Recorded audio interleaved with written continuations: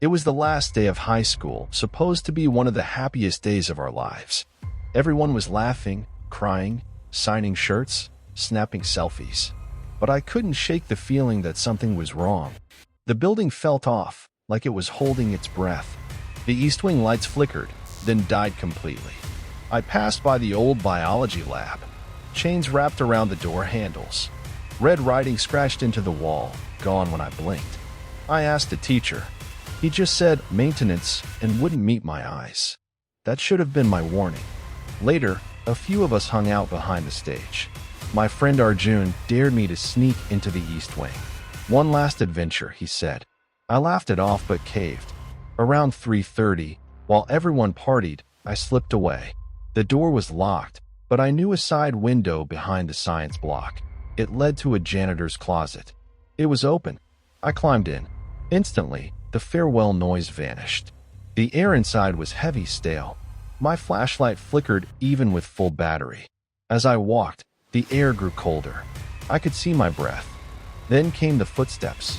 Soft, bare feet slapping on the cold floor behind me. I turned, nothing, but scratches covered the wall. Deep, violent. Letters formed a message.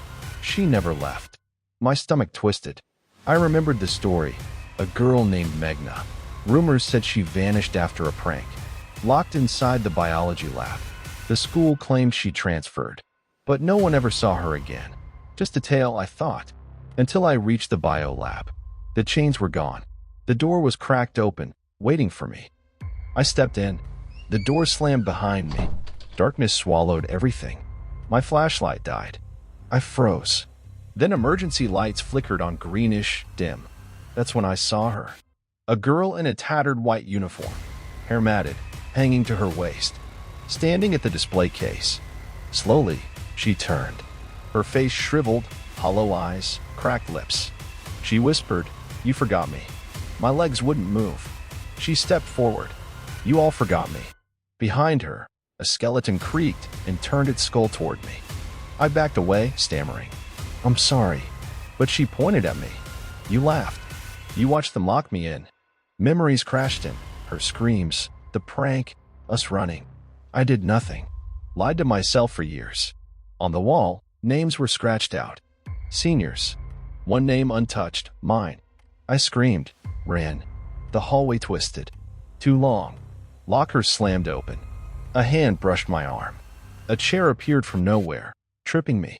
I reached the main corridor. Empty. No students. No sound. My phone said May 10th, 2018, the day Meghna died. That was 5 years ago. But I hadn't just seen her. I had gone back. The speakers crackled. Her voice, "Until you remember." I ran outside, breath ragged. Collapsed at the front gate. Then, blackness. I woke up in bed. My phone buzzed. "Last day, bro. You coming?" The date, May 10th. Again. It resets every time. I try to avoid the East Wing. Try to ignore the pull. But something always draws me back. Sometimes the window is open. Sometimes I wake up already inside. And she's always there, whispering, "You left me to die. Now you'll never leave." At first, I thought I was dreaming. That maybe this was trauma or guilt. But the resets were real. Every time, the same messages. Same texts. Same weather. Even the same conversations from friends, down to the exact words. I tried not going to school once. Stayed in bed. But at exactly 3:30, I blinked and found myself in the East Wing hallway, flashlight in hand. Like the timeline dragged me back. That day, she didn't wait. Meghna was already there. Right in front of me. "You can't escape," she whispered. I started testing the loop. Taking notes. Recording voice memos. I even carved the word "remember" into my desk. But every reset erased everything. Except one thing, the scratches on my arm. From her nails. Those stayed. I tried telling my friends. Arjun just laughed, like always. But one day he paused. Just for a second. Like something stirred in him. The next loop, I confronted him. Told him what we did. His face went pale. "You weren't supposed to remember," he muttered. "None of us were." That loop changed everything. Arjun avoided me after that. Wouldn't speak. But I started noticing things, photos on the wall that weren't there before. Old photos. One showed a class from 2018. Meghna was in the back row, smiling.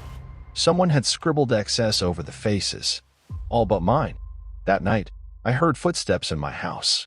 I locked my room, held my breath. Then she spoke, right behind the door. "You're not the only one who lied." The next morning, I woke up to find a red handprint on my mirror. I knew I had to find out the truth. I went to the school records room during one loop. It was always locked, but that day, the door creaked open. Inside were dusty files, water-damaged books, and one folder marked Incident Report, M. Inside, a photo of the bio lab, door splintered, blood on the tiles. A note attached read, "Do not reopen." Beneath it, a page torn from a journal. Her journal. They laughed. They left. Even he looked me in the eyes and walked away. The he was me. The next loop, I didn't run.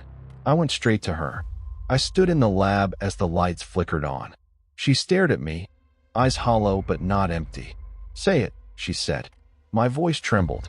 "I left you. I was scared. I lied. I'm sorry."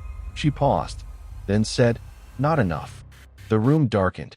A chorus of voices screamed from the walls, other names. Other students. They forgot. Just like you. I covered my ears. When I looked again, the skeletons in the cabinet were moving, pressing against the glass. Each reset grew worse. Shadows followed me through classrooms. Blood dripped from the ceiling. Teachers ignored it. Students vanished mid-conversation. On one loop, the entire school was empty, except her. She walked beside me that time, whispering things I didn't understand. Time is bone. Regret is flesh. She showed me her grave. It wasn't in a cemetery, it was behind the school, under the roots of the banyan tree. There was no stone, just her name scratched into a piece of wood. I confronted him. Mr. Salim, the quiet biology teacher. In the loop, he always avoided eye contact. But this time, I said her name. Loud. He froze. Then whispered, "It was never supposed to go that far." I demanded answers. He handed me a key. "The East Wing's not haunted. It's hungry." He told me it wasn't the school keeping something in, it was the school feeding off the guilt, off her pain. She was the last, he said. Now it's your turn. Then he vanished right in front of me. The final time, I brought candles, salt, and her phone. I went into the lab willingly. She was already there, eyes full of rage, but when I placed her phone on the desk and played the video, she stopped. Her eyes shimmered. For the first time, she looked human. "You remembered," she said softly. The lights dimmed. I said her name again, over and over. "Meghna, I remember. I was there. I left, but I'm here now." She wept. Then everything turned black.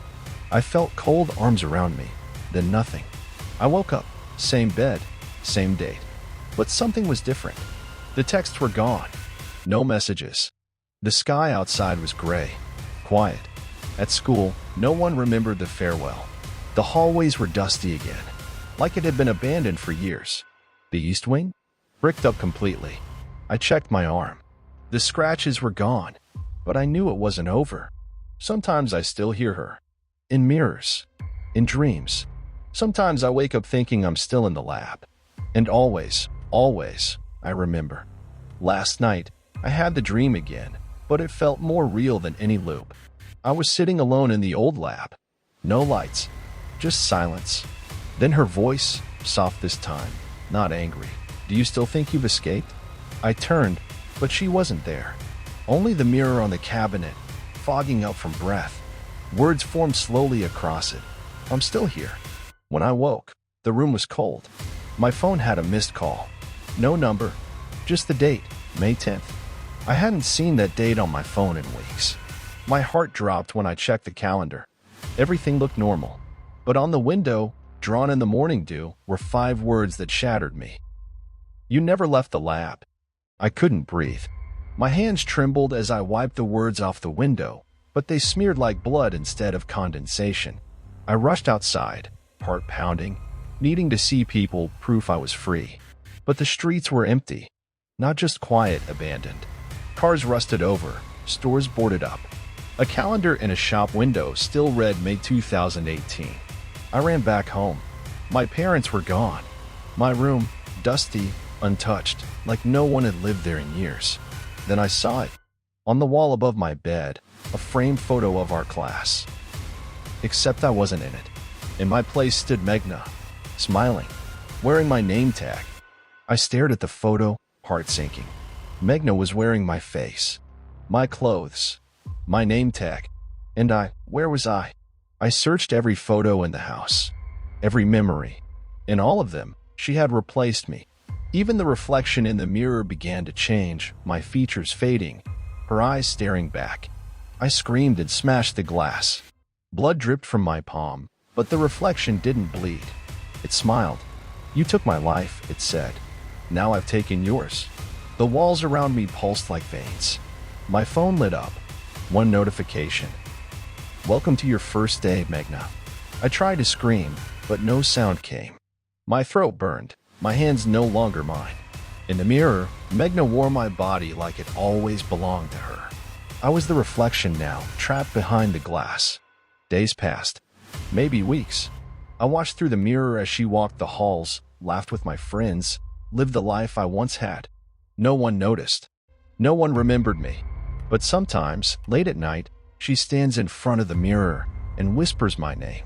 Just once. And when she does, I see her eyes flicker. A crack in the mask. A shadow of guilt. So I wait, watching, whispering back. Because someday, just like me, she'll forget to look away.